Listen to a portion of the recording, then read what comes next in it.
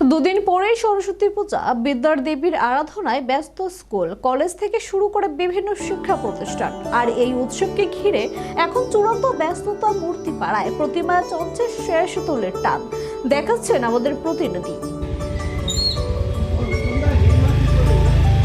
সরস্বতী পুজোকে সামনে রেখে এখন কর্মব্যস্ত মূর্তিপাড়া। সকাল থেকে রাত একটানা কাজ করছেন শিল্পীরা। খড়, মাটি আর রঙের ছোঁয়ায় ফুটে উঠছে বিদ্যার দেবীর মূর্তি। চৌক আঁকা থেকে শুরু করে অলংকার বসানো সব কাজই এখন শেষ পর্যায়ে।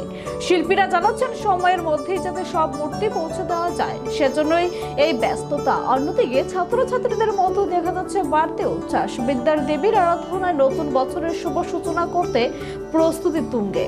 2026 সনের প্রথম শুরুর থেকে স্টার্ট হয় সরস্বতী পুজো দিয়ে। তারপর ধরেন সরস্বতী পুজো অন্যান্য পুজোর তুলনায় সরস্বতী পুজোটা একটু আগরতলায় একটু জিমে তালেই হয়।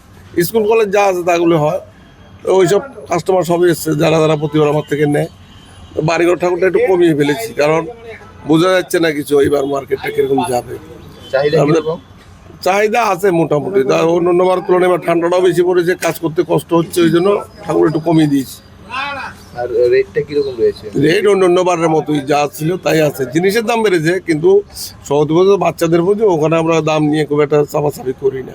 পূজা কি বৃদ্ধি হয়েছে না কমেছে না? সেম পুজো তো প্রতি বছরই বাড়ে, হ্যাঁ, তো সরস্বতীর ক্ষেত্রে এটা একই আছে। শেষ মুহূর্তের প্রস্তুতি ব্যস্ত মূর্তি পাড়ায়। এখন শুধু অপেক্ষা বিদ্যার দেবীর আরাধনার।